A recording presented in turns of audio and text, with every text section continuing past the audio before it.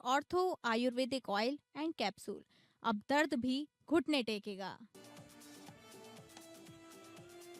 Iran Israel जंग तेज। Lebanon पर Israeli हवाई हमलों में 31 लोगों की मौत। दोहा कुवैत में भी ईरान के हमले जारी। ब्रिटिश सैन्य बेस का इस्तेमाल करेगा अमेरिका।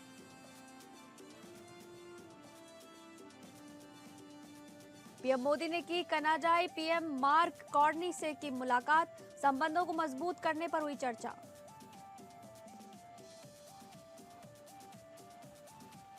रांची में कुडमी समाज की महारैली। एसटी दर्जा की मांग। कुडमाली भाषा को संविधान की 8वीं अनुसूची में स्थान देने की भी मांग। मांगे नहीं मानी गई तो आर्थिक नाकेबंदी की चेतावनी।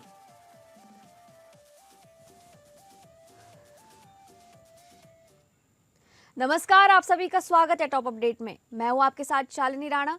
शुरुआत करेंगे टॉप अपडेट की।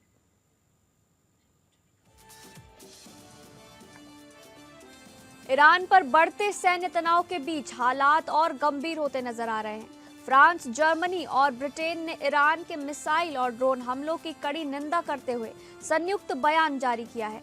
E3 देशों ने कहा है कि वे अपने हितों और सहयोगियों की रक्षा के लिए आवश्यक डिफेंसिव एक्शन प्लान लेंगे और अमेरिका व इजराइल के साथ मिलकर काम करेंगे।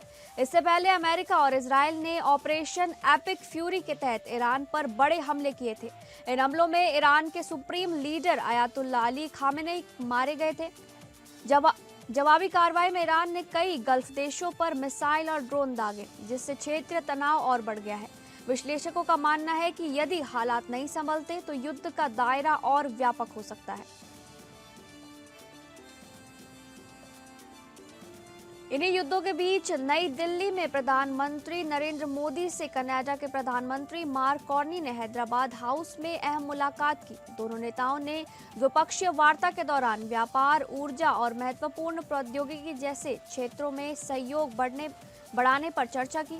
बैठक को भारत कनाडा संबंधों को नई दिशा देने की कोशिश के तौर पर देखा जा रहा है। 2023 में खालिस्तानी अलगाववादी हरदीप सिंह निज्जर की हत्या को लेकर हुए राजनयिक विवाद के बाद दोनों देशों के रिश्तों में तनाव आ गया था। अब इस मुलाकात को गतिरोध तोड़ने और आपसी विश्वास बहाल करने की दिशा में बड़ा कदम माना जा रहा है। सूत्रों के मुताबिक दोनों देशों के बीच ठोस एजेंडे पर व्यापक चर्चा हुई है। कूटनीतिक जानकारों का कहना है कि ये बैठक भारत कनाडा संबंधों में नई शुरुआत साबित हो सकती है। झारखंड की राजधानी रांची के धुर्वा स्थित प्रभात तारा मैदान में रविवार को बृहद झारखंड कुडमी समन्वय समिति के बैनर तले विशाल कुडमी अधिकार महारैली आयोजित की गई, जिसकी अध्यक्षता मुख्य संयोजक शीतल ओदार ने की। महारैली में कुडमी समाज को अनुसूचित जनजाति सूची में शामिल करने और कुडमाली भाषा को संविधान की 8वीं अनुसूची में स्थान देने की मांग जोरों शोरों से उठाई गई।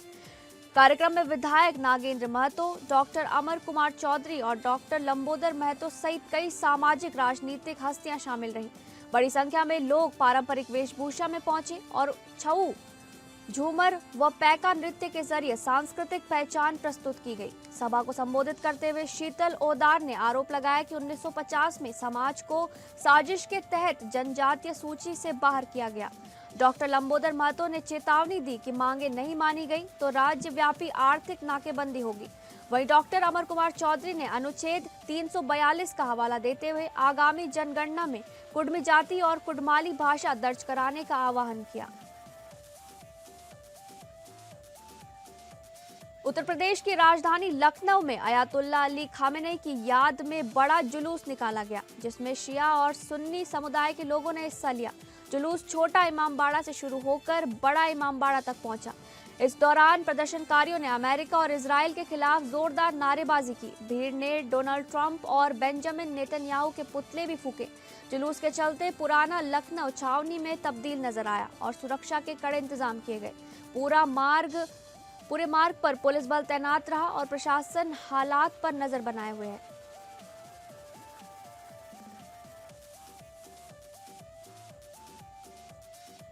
अमित शाह ने नवी मुंबई के खारघर में आयोजित हिंद दी चादर स्मृति कार्यक्रम में संबोधित करते हुए पंजाब में हो रहे कथित धर्मांतरण पर चिंता जताई। ये कार्यक्रम गुरु तेग बहादुर की 350वीं बरसी के उपलक्ष्य में आयोजित किया गया था। शाह ने गुरु तेग बहादुर के बलिदान को याद करते हुए कहा कि उन्होंने दूसरों की धर्म की रक्षा के लिए अपना जीवन न्योछावर कर दिया। उन्होंने कहा कि यदि आज लालच के कारण धर्म परिवर्तन हो रहा है तो ये महान परंपराओं के विपरीत है। केंद्रीय गृह मंत्री ने भगवंत मान सरकार और पंजाब के समाज से इस प्रवृत्ति को रोकने की अपील की है। उन्होंने कहा कि सभी धर्मों के लोगों को मिलकर धर्मांतरण की घटनाओं पर रोक लगानी चाहिए। शाह ने यह भी कहा कि गुरु तेग बहादुर का बलिदान भारतीय आस्था और सहिष्णुता का प्रतीक है। गाजियाबाद के लोनी में यूट्यूबर सलीम पर जानलेवा हमले के आरोपी बदमाश से पुलिस की मुठभेड़ हो गई, जो लोनी अंडरपास के निकट हुई। करीब 10 मिनट चली फायरिंग में बदमाश ने लगभग 10 राउंड गोलियां चलाई, जिसमें 2 पुलिसकर्मी भी घायल हो गए। जवाबी कार्रवाई में बदमाश जीशान को गोली लगने से वो गंभीर रूप से घायल हो गया और अस्पताल उसे ले जाया गया, जहां डॉक्टरों ने उसे मृत घोषित कर दिया। Additional DCP crime Piyush Singh के नेतृत्व में लोनी पुलिस और देहात स्वाट टीम ने संयुक्त कार्रवाई की। मृतक जीशान निवासी नगला सैफी जिला अमरोहा था और उस पर 1 लाख रुपए का इनाम भी घोषित था। प्रारंभिक जांच में सामने आया है कि उसी ने सलीम पर चाकू से हमला किया था, जिसकी पुष्टि सीसीटीवी फुटेज से हुई।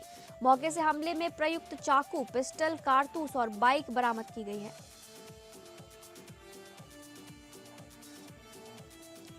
भारत ने आईसीसी मेंस टी20 वर्ल्ड कप के सेमीफाइनल में जगह पक्की कर ली है। आखिरी सुपर 8 मुकाबले में वेस्टइंडीज को 5 विकेट से हराया। कोलकाता के ईडन गार्डन्स में खेले गए मैच में वेस्टइंडीज ने 195 रन बनाए, लेकिन भारत ने लक्ष्य हासिल कर जीत दर्ज की। शुरुआत खराब रहने के बाद संजू सैमसन ने नाबाद 97 रन की धमाकेदार पारी खेलकर मैच पलट दिया। सूर्य कुमार यादव, तिलक वर्मा, हार्दिक पांड्या और शिवम दुबे के साथ अहम साझेदारियों ने जीत की राह आसान की।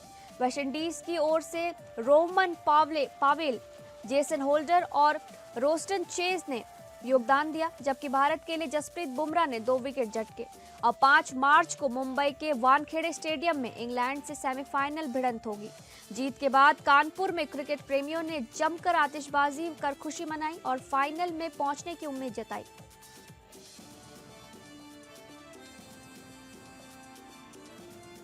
रायपुर नगर निगम में भाजपा परिषद के 1 वर्ष पूरे होने पर अटल विश्वास पत्र के 36 वादों को लेकर सवाल खड़े हो रहे हैं।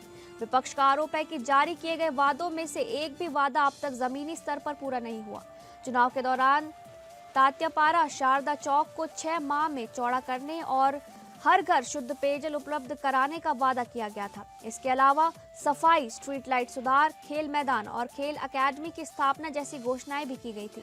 शहर भर में सीसीटीवी कैमरे लगाने, स्ट्रीट वेंडर्स को व्यवस्थित स्थान देने और माई सिटी ऐप से एकीकृत सेवाएं देने का भी दावा किया गया था। प्रॉपर्टी टैक्स में छूट और स्कूल कॉलेज में मुफ्त सैनिटरी पैड वितरण जैसे वादे भी शामिल थे। अब इन अधूरे वादों को लेकर नगर निगम की कार्यप्रणाली पर राजनीतिक बहस तेज हो गई है।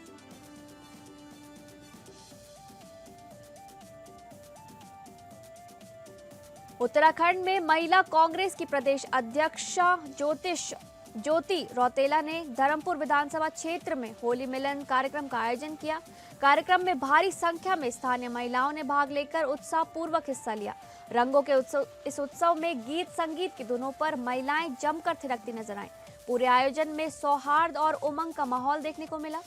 ज्योति रौतेला ने कहा कि महिलाओं के साथ होली मिलन कार्यक्रम सफल और यादगार रहा। उन्होंने सभी को होली की शुभकामनाएं देते हुए जीवन में खुशियों और रंगों की कामना की। कार्यक्रम ने क्षेत्र में सामाजिक एकजुटता और उत्साह का संदेश दिया। उत्तराखंड के देहरादून में होली के त्योहार को देखते हुए जिला प्रशासन अलर्ट मोड पर नजर आ रहा है। जिलाधिकारी सविन बंसल ने बताया कि सुरक्षा व्यवस्था की 3 चरणों में सघन जांच की जा रही है। सबसे पहले बाजारों में हानिकारक रंगों की बिक्री पर कड़ी निगरानी रखने के निर्देश दिए गए हैं। त्योहार के दौरान सड़कों पर जाम की स्थिति न बने, इसके लिए ट्रैफिक प्रबंधन को सुदृढ़ किया जा रहा है। साथ ही खाने पीने की वस्तुओं में मिलावट रोकने के लिए विशेष अभियान चलाया जा रहा है। प्रशासन का कहना है कि आम जनता की सुरक्षा और सुविधा सर्वोच्च प्राथमिकता है। होली को शांतिपूर्ण और सुरक्षित माहौल में संपन्न कराने के लिए सभी विभागों को सतर्क रहने के निर्देश दिए गए हैं।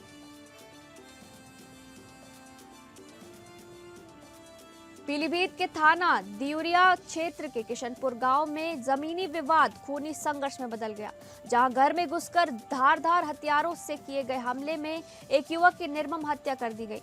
इस हमले में 5 लोग गंभीर रूप से घायल बताए जा रहे हैं, जिन्हें अस्पताल में भर्ती कराया गया है। परिजनों ने चचेरे भाई समेत कई लोगों पर हत्या का आरोप लगाया है। घटना के बाद गांव में दहशत का माहौल है और सूचना मिलते ही पुलिस महकमे में हड़कंप मच गया है।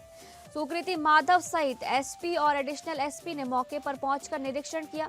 गांव में एहतियातन भारी पुलिस बल तैनात कर दिया गया है। एसपी ने दोषियों के खिलाफ सख्त कार्रवाई का आश्वासन दिया है।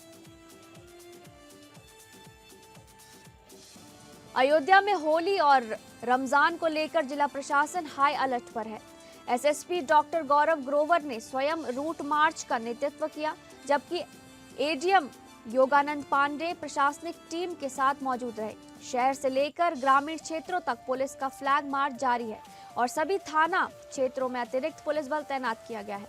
संवेदनशील इलाकों में विशेष सतर्कता बरती जा रही है। सोशल मीडिया प्लेटफॉर्म्स पर भी कड़ी निगरानी रखी जा रही है और अफवाह फैलाने वालों पर सख्त कार्रवाई की चेतावनी दी गई है। प्रशासन ने त्योहार आयोजकों से व्यक्तिगत संपर्क कर सुरक्षा व्यवस्था की समीक्षा की है। दोनों समुदायों से शांति, भाईचारे और सौहार्द के साथ पर्व मनाने की अपील भी की गई है।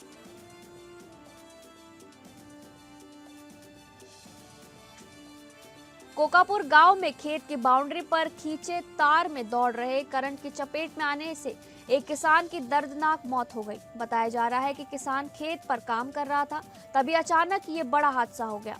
परिजनों का आरोप है कि पड़ोसी खेत मालिक की लापरवाही के कारण तार में करंट छोड़ा गया था।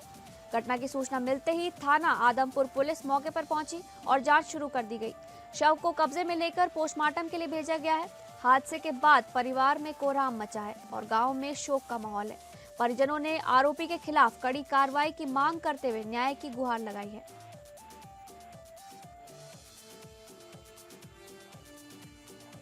अमेरिका और इजराइल के हमले में अली खामेनेई की मौत की खबर के बाद शिया समुदाय में आक्रोश देखा जा रहा है। देश भर में विरोध प्रदर्शनों के बीच अयोध्या में भी जुलूस ए गम निकाला गया। जुलूस की शुरुआत शहर के इमामबाड़ा से हुई और चौक स्थित जवाहर अली खान मस्जिद पर जाकर समाप्त हुई। प्रदर्शनकारियों ने काले झंडे और बैनर लेकर विरोध जताया और खामेनेई को शहीद बताते हुए श्रद्धांजलि दी। इस दौरान अमेरिका और इजराइल के खिलाफ जमकर नारेबाजी की गई। मस्जिद में उनकी आत्मा की शांति के लिए विशेष दुआ भी की गई और समुदाय के नेताओं ने घटना की कड़ी निंदा की। जुलूस के दौरान शांति व्यवस्था बनाए रखने के लिए प्रशासन की ओर से सुरक्षा के कड़े इंतजाम किए गए।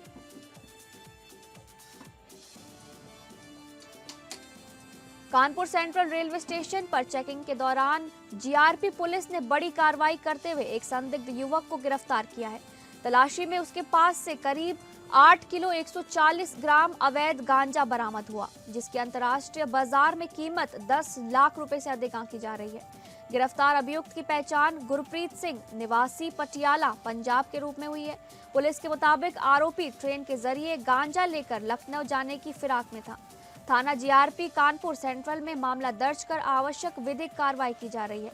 इस कार्रवाई को मादक पदार्थों की तस्करी के खिलाफ बड़ी सफलता माना जा रहा है। जीआरपी ने स्पष्ट कहा है कि स्टेशन और ट्रेनों में चेकिंग अभियान आगे भी जारी रहेगा।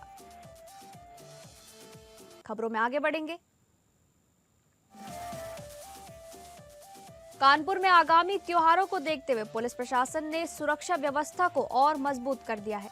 कल्याणपुर एसीपी और रावतपुर थाना प्रभारी के नेतृत्व में संवेदनशील इलाकों में पैदल मार्च निकालकर शांति का संदेश दिया गया।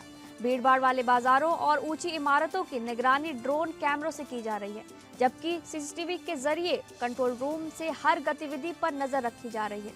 चौराहों और मिश्रित आबादी वाले इलाकों में अतिरिक्त पुलिस बल तैनात कर हुड़दंग और अफवाहों पर रोक लगाने के निर्देश दिए गए हैं। पुलिस अधिकारियों ने संदिग्ध गतिविधियों पर तत्काल कार्रवाई की चेतावनी भी दी है। पैदल मार्च के दौरान आमजन से संवाद कर सौहार्द बनाए रखने की अपील भी की गई। साथ ही सोशल मीडिया या सड़कों पर माहौल बिगाड़ने वालों के खिलाफ सख्त कार्रवाई की बात दोहराई भी गई।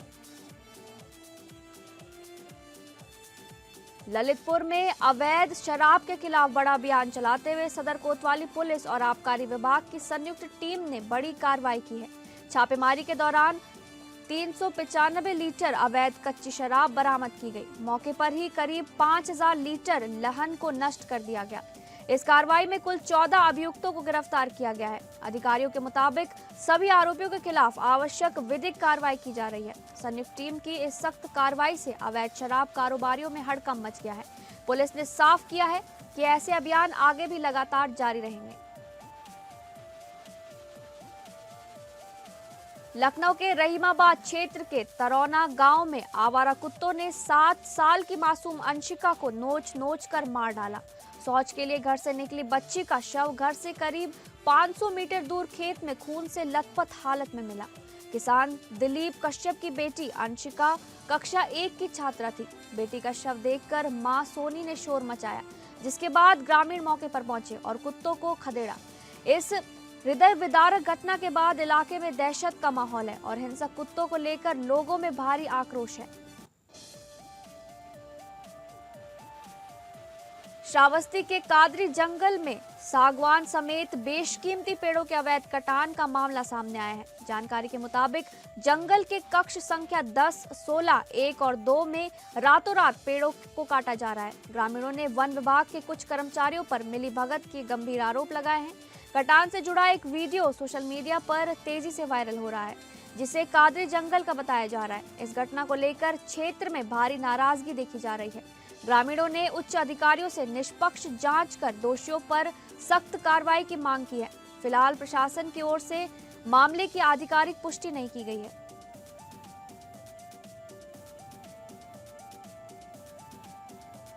रांची के मैकॉन स्टेडियम में आयोजित कोल इंडिया लिमिटेड T20 टूर्नामेंट 2026 के फाइनल मुकाबले में मेजबान टीम सेंट्रल कोलफील्ड्स लिमिटेड ने प्रतिद्वंदी नॉर्दर्न कोलफील्ड्स लिमिटेड को हराकर खिताब अपने नाम कर लिया। रोमांचक मुकाबले में CCL ने शानदार प्रदर्शन करते हुए टूर्नामेंट पर कब्जा जमाया। मैच के बाद खिलाड़ियों और दर्शकों में उत्साह का माहौल देखने को मिला। इस अवसर पर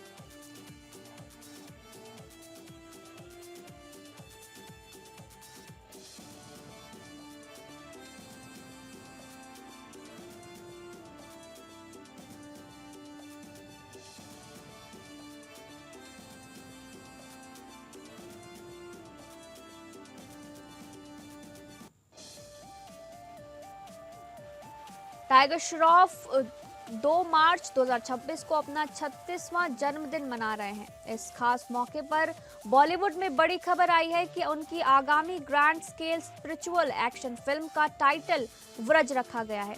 फिल्म को नीरजा फेम डायरेक्टर राम माधवानी निर्देशित कर रहे हैं और महावीर जैन प्रोड्यूस कर रहे हैं। ये फिल्म एक्शन, स्पिरिचुअलिटी और हाई ऑक्टेन सीक्वेंस का मिश्रण होगी, जिसमें टाइगर अपनी मार्शल आर्ट स्किल्स और डांस मूव से दर्शकों को इम्प्रेस करेंगे। सूत्रों के मुताबिक फिल्म की शूटिंग जल्द शुरू होगी और 2026 के अंत या 2027 में रिलीज होने की संभावना है। टाइगर के फैंस इस अपडेट से बेहद उत्साहित हैं, क्योंकि ये उनकी इमेज को नए लेवल पर ले जाएगा। जन्मदिन पर सोशल मीडिया पर बधाइयों का तांता लगा है और एक्ट्रेस दिशा पाटनी ने स्पेशल पोस्ट शेयर किया है। बॉलीवुड में टाइगर का एक्शन डोमिनेंस जारी रहेगा।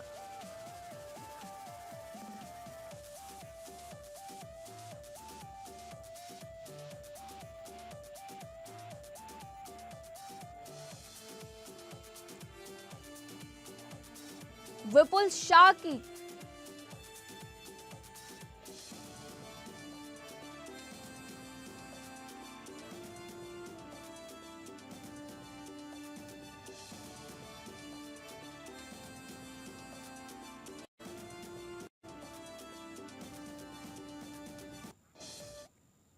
फिलहाल टॉप अपडेट में बस इतना ही। नमस्कार।